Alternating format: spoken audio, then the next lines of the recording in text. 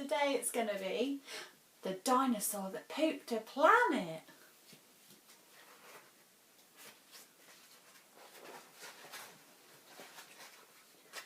Danny and Dinosaur liked to have fun.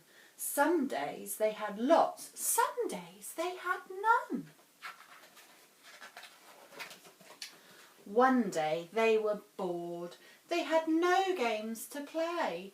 Danny said, "Dinosaur, what shall we do today?" "We could mow the lawn, we could tidy the place, we could do our chores, or we could go to space." "But you mustn't forget to have lunch," said their mummy. "You cannot have fun without food for your tummy."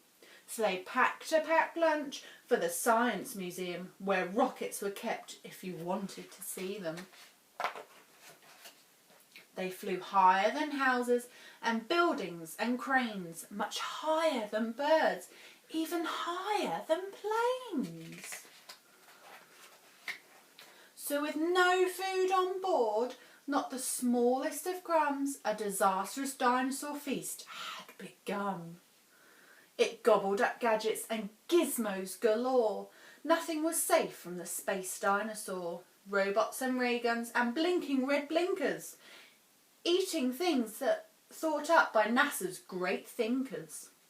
The hyperdrive gamma reactor machine was swallowed along with the space tractor beam. It chewed and it chomped on the spaceship controls. The rocket was dotted with dino tooth holes. Inside it was bare, the spaceship was empty. Outside there were more things to eat. There was plenty. It broke down the door with a cool ninja chop. Out in space, dinosaurs are much harder to stop. It chomped on the moon like a big chunk of cheese, then shoved even more in its mouth with a squeeze.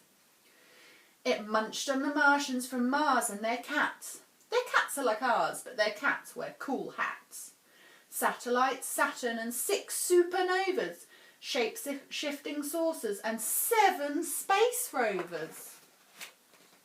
It guzzled 5 gallons of fuel from the tank, and Danny's jaw dropped as he watched what it drank. With a crunch and a crack and a nom nom nom nom. In one dino gulp, the rocket was gone. Now nothing was left. All Danny could see was a fat dinosaur where the rocket should be. And so they were stranded with no way back home. Just Danny and Dino in space all alone. Now Danny was crying. He cried and he cried. He cried and his tears filled his spacesuit inside. Unless they were going to stay there forever, the dinosaur needed to do something clever. With the feeling of guilt deep down in its gut, its brain brewed a plan involving its butt. It knew there was only one thing it could do. To get them back home, it needed to poo. Like a poop-powered rocket, the dinosaur flew. Dan hopped on its back and he watched as it pooed. It pooped out the robots and ray guns and blinkers. The things NASA's thinkers thought up were now stinkers. It pooped out the moon, it pooped out the stars, it pooped the space rovers and Martians from Mars. When Danny looked back, he could see a poop trail from far out in space to the dinosaur's tail. They headed for Earth and they started to orbit. It pooped on the clouds, but the clouds just absorbed it. They flew past the buildings and streets of their town, leaving the houses all smelly and brown, and finally landed back down on the ground. "Hooray!" cried Danny. "We're home safe and sound." They looked to the sky and the things that were pooed had formed a poop planet right next to the moon.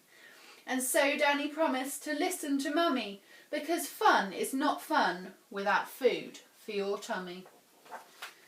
And just when you thought all the pooping was done, a Mars cat plopped out of the dinosaur's bum.